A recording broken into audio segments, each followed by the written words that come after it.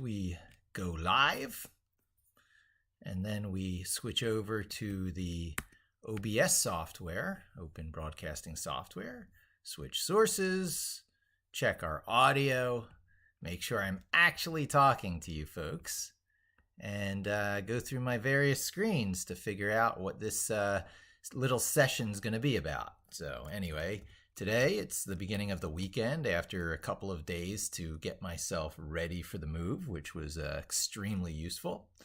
And today is going to be putting as much as I can in storage to get the place as empty as I can in prep for the official move out day, at which time I should only just have enough here to be functional, me plus the kitty cats.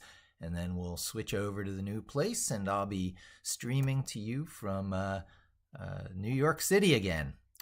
And even though I'm so busy, this stuff here, this livecast stuff, is more important than ever. And I thought I would do some work I would be doing anyway, processing my morning thoughts, which happens to be fleshing out my website. I've added a number of things here. First of all, my social links. So if ever you're curious about who I am and what I'm about, you're already on YouTube, so you know this one. You can see me on TikTok. You can see me on GitHub. You can see me on LinkedIn.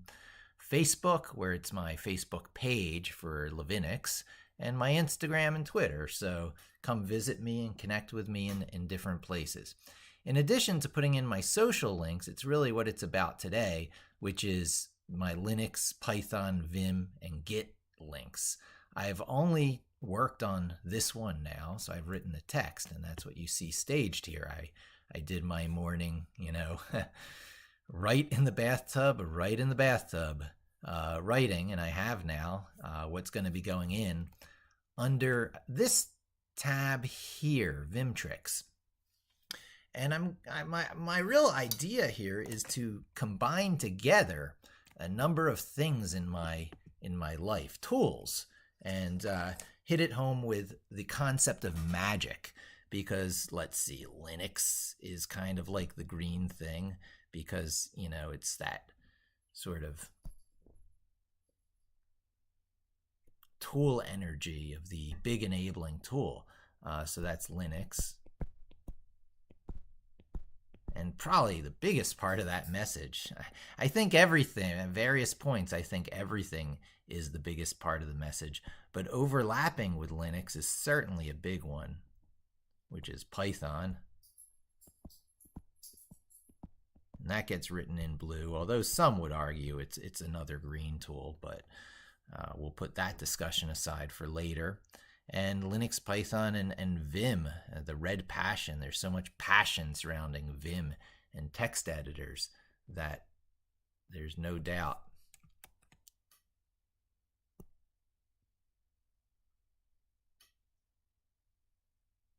Vim can be portrayed as red. And this is the first time I've even drawn this ever. So anyone joining in who's tired of all that polished stuff in YouTube of people who have practiced things and do nonstop editing to make themselves look good, rest assured that when you come to me, you can get the completely genuine experience. And so this last circle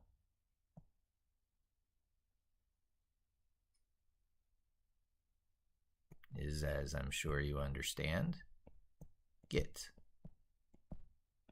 And now this thing in the middle, I reserved purple for that.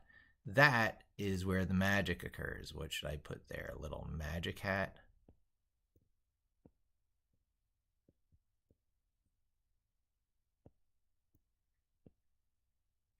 Poof, poof, poof, poof, poof. You know what? I don't want to cross over the lines because I want to keep that as, nice and, I'm just going to put magic.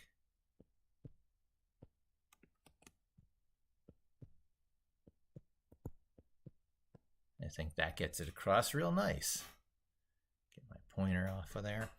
And this is kind of what I'm trying to accomplish here with my site. And so each of these writings that I'm doing right now are filling in one of those navigational areas. So in this case, it is this text here, which, as is my norm, we, I guess, do a select all.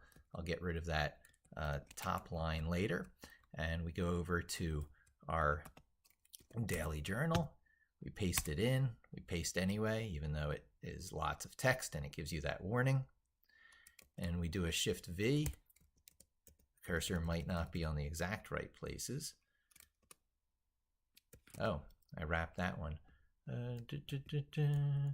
Okay, delete that one. Sometimes, you know, it takes a little bit of practice. I accidentally did the wrap on that bottom line, but I do GQ and it rewraps everything, including the bottom line, probably making the same decisions in all its various forms. I check that text at the bottom there to, yeah, that really does represent what's there. So I will fix that at some point.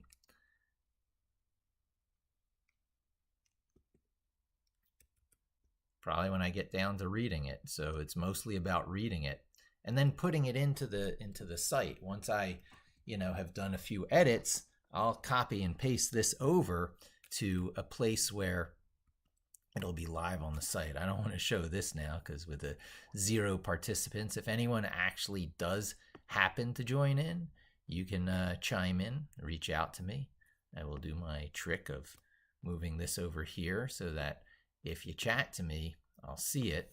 If not, I won't be bothered by how many of you are or are not there. Honestly, it is, you know, 9:30 on a Saturday morning, sunny, beautiful day out, and I really don't expect people to be tuning in over here. So I will even put a different thing in front because we're going to set up a before and after here.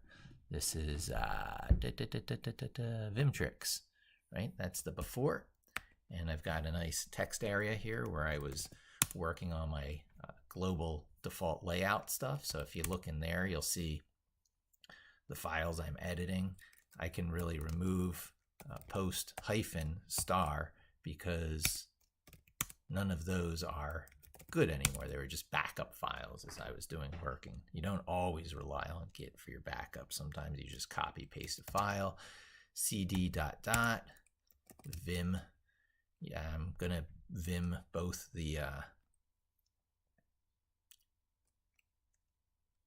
Vimtrix and my journal, which is journal.md, which is the same file I'm editing over here. So you're going to see warnings that the file has been updated, and I'll actually let it update over here when I get to the editing. And I may even push this image onto my site, but for right now, it's just really about reading to you.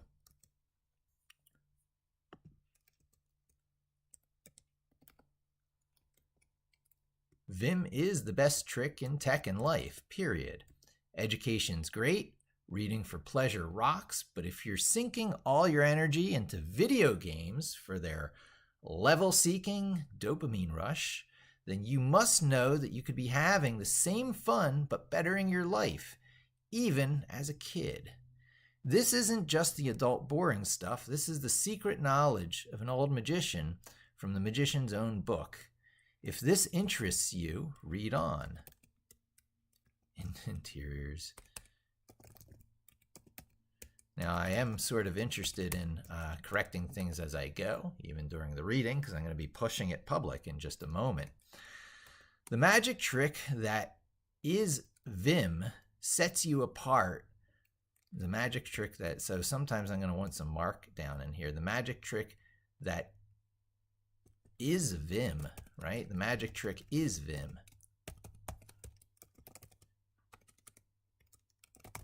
Sets you apart and above the crowd instantly. Take a room and fill it with people. Ask anyone to do anything involving ideas, thought, or writing in any form. Only that person with a glowing magnetic personality who can work the room with their whiteboard skills will marginally look better, but only at first, until people look around, as they inevitably will, and notice the firing up of Vim, presuming you have a screen large enough to see. Having a laptop and learning to touch type will be key, but we'll talk about that later. Sure, the room's occupants will listen to the whiteboarding walrus, read The Walrus and the Carpenter, from Alice's Adventures in Wonderland, or is that book 2?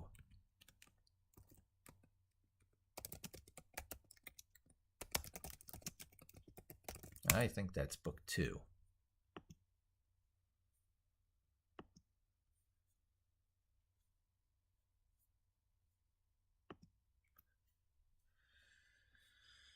Yeah, Through the Looking Glass.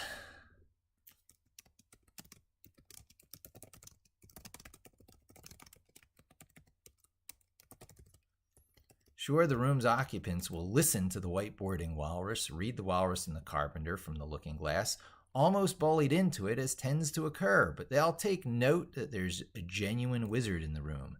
Nobody will miss the hallmark tappity-tap signature of someone who doesn't rely on a mouse or touchscreen to operate a computer. Recognizing such awesome is coded into us from movies like War Games, Hackers, The Matrix, and TV shows like Mr. Robot. Recognizing such awesome. Again, this is a place where I think it calls for a little bit of markdown. Those 3 asterisks is both bold and italics is what it's saying. Achieving this auditorially advertisable awesomeness through practice is more powerful than actual natural ability. It's more valuable than an undergraduate degree. It's that arcane, forbidden, dead knowledge that just won't die and keeps old schoolers unfairly powerful in the modern world where rapid change is supposed to level the playing field for all the freshly minted youngins with their VS Code and latest Jupyter framework du jour. It's not teamwork du jour.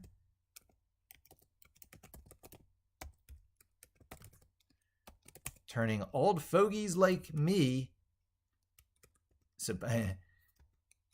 for in the modern world is supposed to level the playing field for all the freshly minted youngins with their VS Code and latest JavaScript framework du jour, turning old fogies like me into obsolete dinosaurs.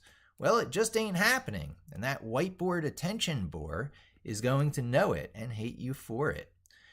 They may proceed with their room bullying, but rest assured, you will be consulted days or even weeks later for your thoughts, you having been tagged.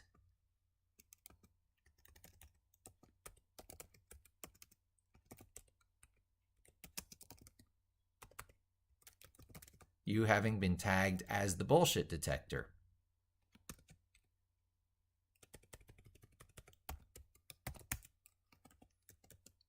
Captain Whiteboard's bombastic grab at the room's focus through their marvelous skills are now questioned as you tappity-tap out your notes. What's the wizard thinking? The room wonders. Do they agree? Or are they just taking notes so they can serve up a healthy serving of walrus stew later? Nobody knows. The best part is you don't even need to speak up or even do another thing but take notes, and you have completely shifted the power dynamic of the room. You have sent the message that anything of actual value spouted out by this room worker has just been absorbed into the magician's own workspace. The room and whiteboard themselves are of little consequence. What matters is the magician's own headspace where the magic really must happen. Actual engaging with the room is now entirely optional and probably not really worth it. Stick it in a vial and toss that vial into the cupboard for later inspection. Magicians don't need validation from the room. They need valuable information. So allow that whiteboard walrus to whack the oysters with whitewashed whales of wisdom. Just sit there as the participants in the room look around at who else is doing what, and their eyes will inevitably settle on the Vim magician firing up the old ways of yore. Anyone can learn to talk, but it takes someone special to walk the walk, mastering the ways of carpentry. Hard skills are better than soft skills. Soft skills, like oration, make you dependent on those you must convince to do your bidding. Hard skills lets you do your bidding for yourself. Lets you do your own bidding. Puts fish on your plate.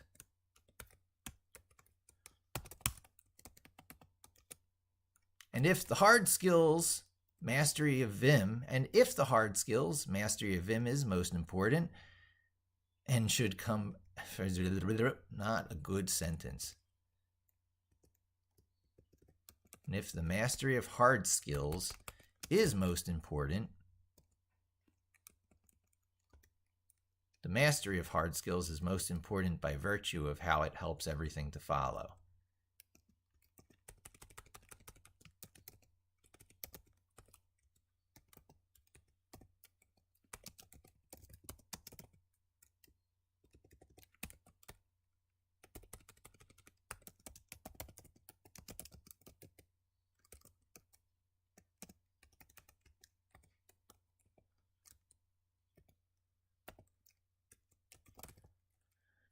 The mastery of hard skills is most important by virtue of how it helps everything to follow. I don't care if you have a degree or certification in your field. Even your experience pales in comparison to Vim faculty. I don't care if you're a cliff diving surgeon who feeds the poor in your spare time. He or she who fires up Vim and proceeds to productively use it, even for such simple tasks as note-taking, like it's no big thing, like note-taking, has won the room. All tech is text, and all text with sufficient read-write permissions is under the control of Vim. But Vim's not on the machine, you say? Oh, I think it is. And thanks to Windows Subsystem for Linux, WSL, all those stubborn remaining proprietary holdouts will yield to the power of ubiquitous Vim. Only Emacs is more powerful, but those wizards can't sit down on just any machine and be productive. Vim won. You are either a walrus who needs to manipulate Vim users, or you are a carpenter who uses Vim. Sure, there is also more lightweight Neo-Vim and the old school VI that it's all based on, but in any case, the point is that the VI way of manipulating text, from which the that's hard to say. The point is that the VI way won. The VI way won. Vim won. Vim won. Vim won. Get used to saying it. In its form going back to VI, it's about to celebrate its 50th birthday. The magic tricks designed into it out of the magic of Vim that arose from low bandwidth necessity. The magic of Vim that arose from low bandwidth necessity in 1976 became its timeless, flow-inducing,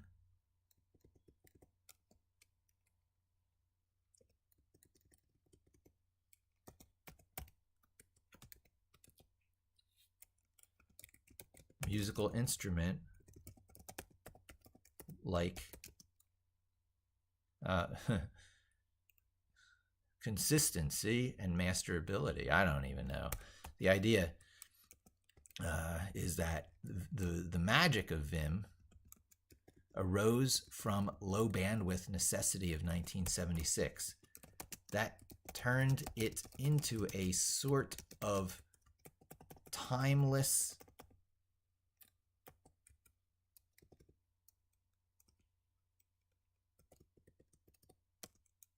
musical instrument that can allow the flow or the zone to occur while using. I guess that's it. Think VS Code's going to be around in 50 years? Nope. The disruption to everything you've learned, know that the disruption to everything you learn, you know and are dependent on.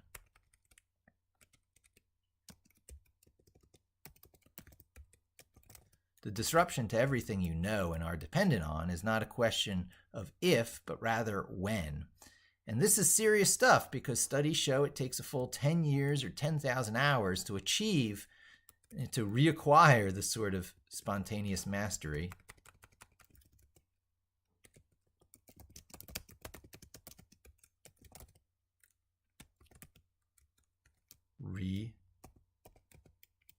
Reacquire the sort of spontaneous mastery of hard skills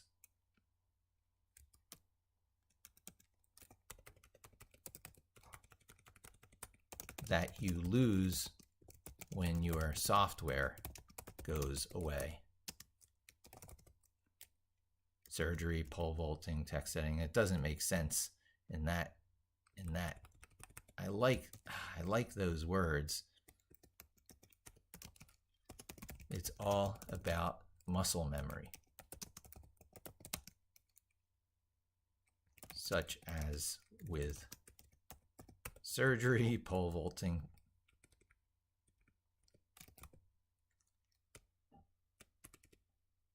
or anything else where you train your body to the tools. Right? I guess that says it.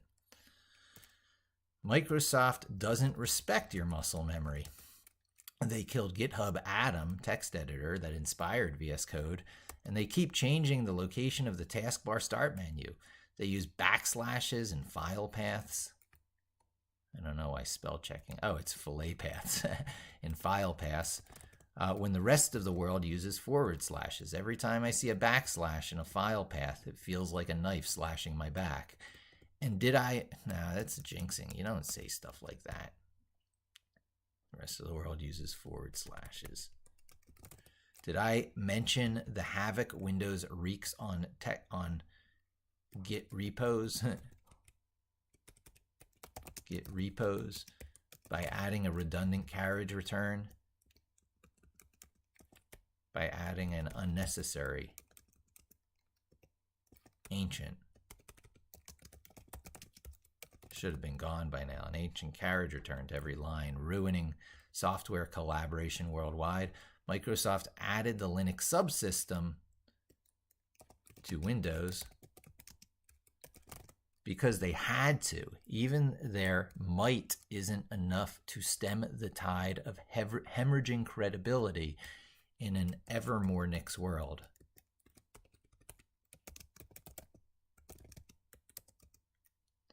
Nix one? Ever more Nix world. Nix one. Nix one? Didn't I say Vim one? Yes, Vim one because it's the inspired, because it's the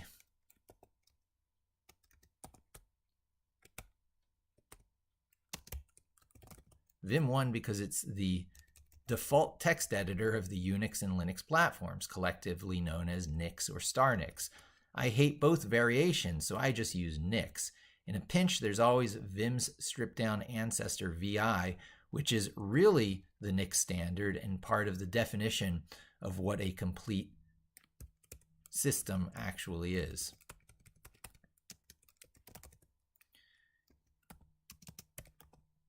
Whoops. You can't have a Nix system without a de facto standard way, without a de facto standard way of editing text files. Period. VI is it. Period. Reality check, folks. Would you rather another fly-by-night Microsoft dependency? Microsoft power tool designed to lead you to a fleecing and a shearing? Or would you rather something that's always there and always there and will always set you apart as the most skilled in the room. Sometimes the arcane magical incantations are the best. Oh, power time.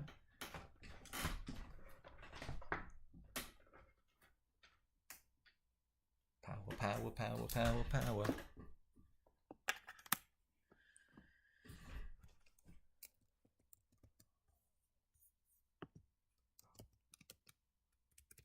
Are the best. You will recognize them because they never go away, and you see glimpses of them,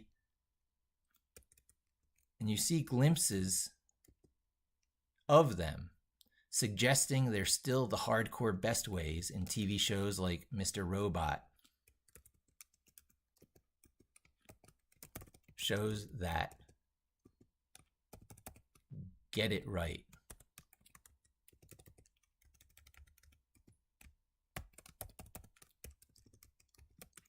In all its various forms, and that means there's a ton of tricks worth learning. In all its various forms. That's that stray sentence. We don't need any of that. For years, I didn't advise.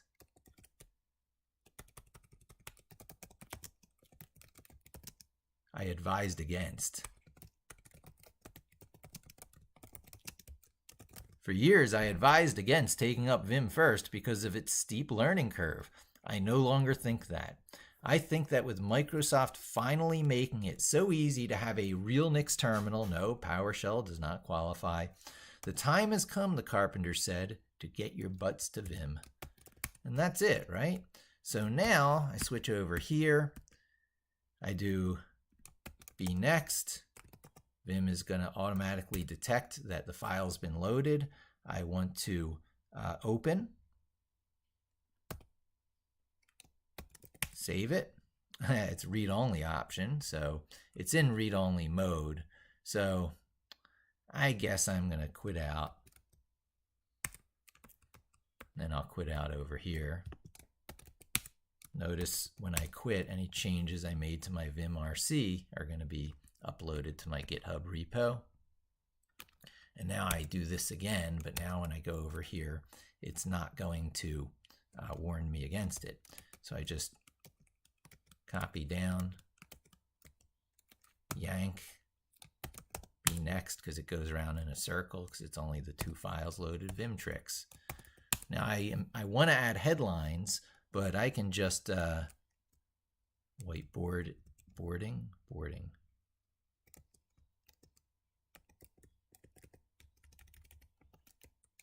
Whiteboarding Walrus.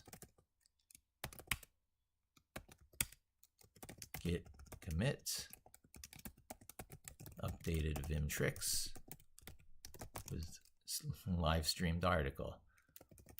I live streamed.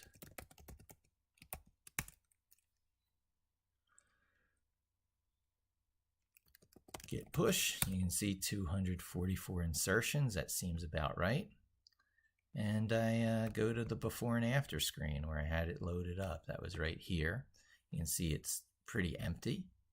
And a refresh doesn't bring it up yet. It'll take a moment.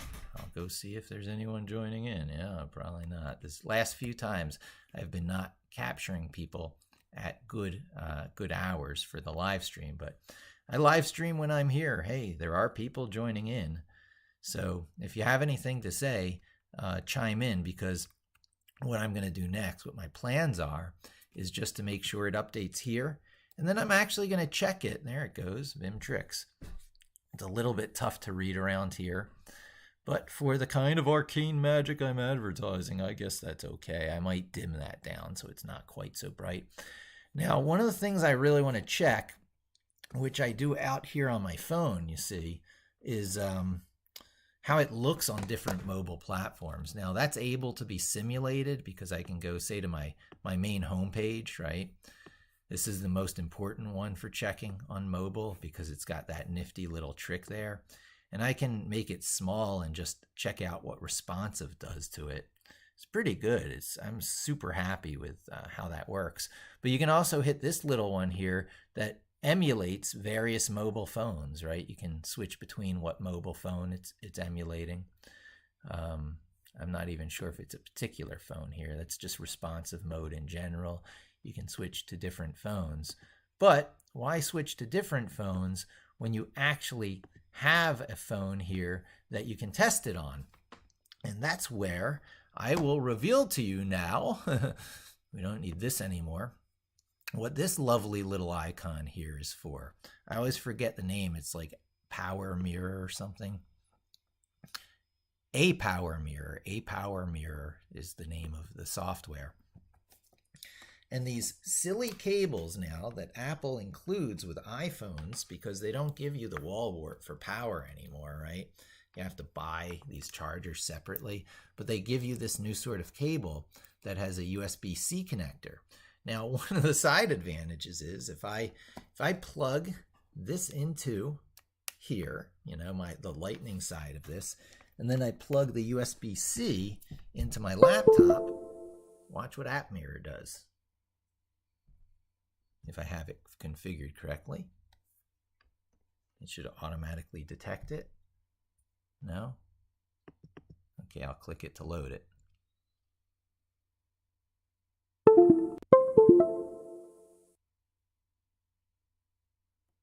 There it goes, connecting. Here's my phone. This is my phone, ladies and gentlemen.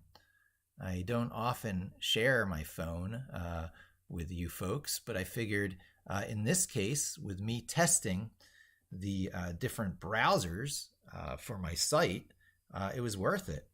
And I guess I'll put it side by side with a browser.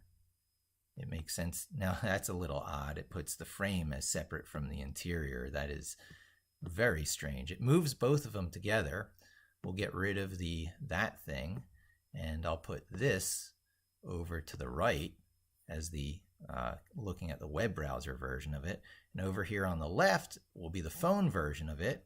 And then it's a little strange how it got cut off down there.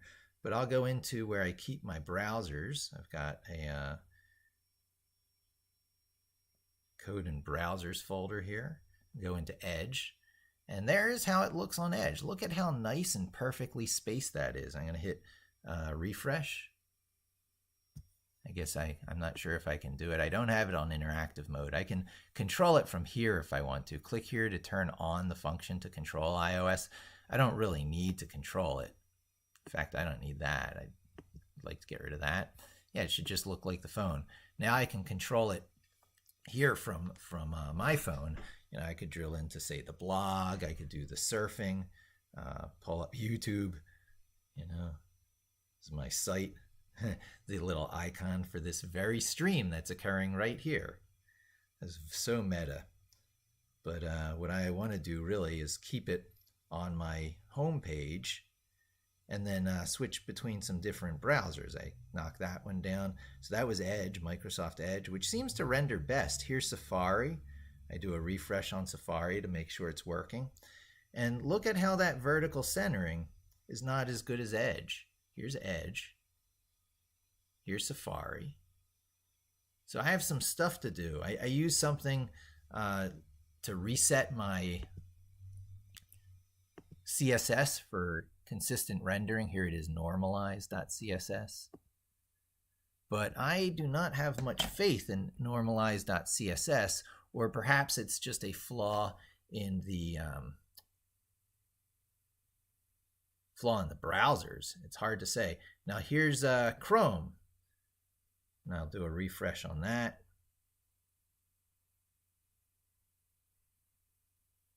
I don't even know how to do a refresh there.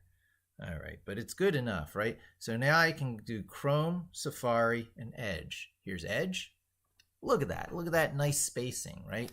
Look at here how that line goes right through the center as designed, and how just the right amount of the corner of the Windows logo peeks out from behind my logo with a little bit of this roundness here, and how the text is vertically centered. I got a mic. I like to talk. I love to talk into the mic. I love the mic. I'm Mike Levin. I've got some tales, so let's begin, right? I'm gradually tweaking myself here to blowing up, including putting my TikTok, my GitHub, my LinkedIn, no matter what your poison is for your social medias on. I'm going to make sure I'm there. And so Edge, I'm very pleased with, surprisingly of all, as much as I bust on Microsoft. They got the best rendering. You go here to Safari and look at how the vertical centering of Safari is off. Look at how this corner is pushed down and this, these are pushed down. The circle is much bigger. The text is not centered.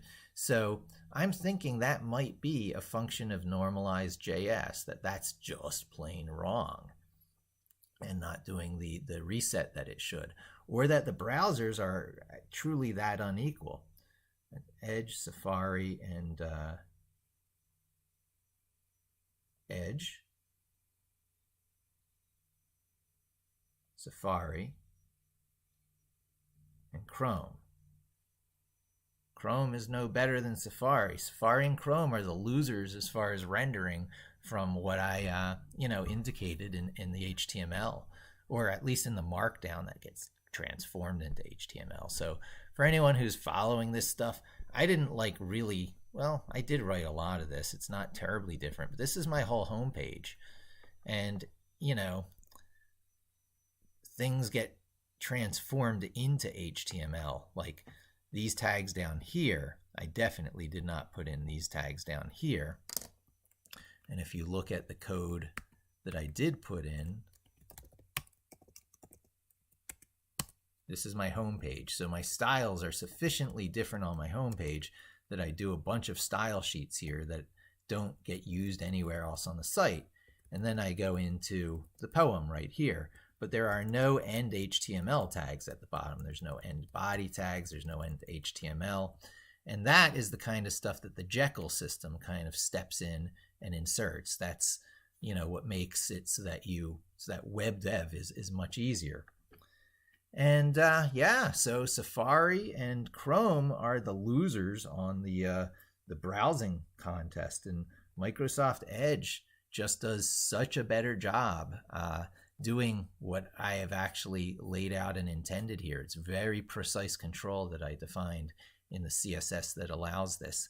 I'm thinking it might have something to do with the widths. I might go out to 100% instead of 98%, because 98% allows room for interpretation. Also, normalized.js does not do a full reset. It actually is opinionated and allows several, quote, useful defaults to remain. And I might switch to one of these that does a full CSS default value reset so that rendering is completely deliberate across all platforms. So that's pretty much it. That's what I have to say about that. Anyone here? Anyone want to say anything before I wrap up? Because I did my final thing there. That was testing my home page across the different platforms, really to make sure that these social links were not too wide, no wider than this piece up here. And that way, when people get dropped in, they can just have a real quick overview. Oh, about me, get back to the home page, see my articles, see my social media presence, and then what I'm really about, these various Linux, Python, Vim, and Git tricks. And now you can see the one, perhaps you can see the one, I have to click it here, Vim tricks, and there it is. That previously was empty, and this is how it looks now on a phone. Exactly how it looks on a phone without using. It's very misleading even to have this over here. That's a phone, shower. I don't know. I should probably put some footer links or make this look a little prettier somehow. But, this is a start. This is a start. About Mike Levin and his bag of tricks. Life's a game and everything is tricks. Gain the ability to earn more than your parents in months. I'm deeply flawed. You may not want to listen to me. Linux is the brilliant Unix way brought to the masses. Python's the new P in the pool of tech. In and not coming out. You've got Vim, kid. Git. Put all your eggs in one basket, then copy that basket all over the place, and I will reach you, and I will teach you. Yeah, so that's pretty much it. Thanks for joining me. And don't forget to thumbs up the video. Don't forget to put some comments in the live stream, you know, the other place, because I know there's this chat here. Don't forget to put the comments in on the video itself, and hit that bell, and send people over here who you think need to jump on the bandwagon of Unix/Linux now at this most critical time when Microsoft has finally yielded to the world and said, okay, you're right, Linux won, Unix won, we got to include it. We got to include it, and we got to keep our platform a legitimate platform.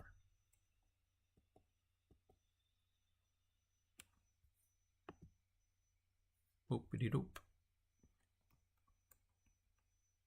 Later, Gators.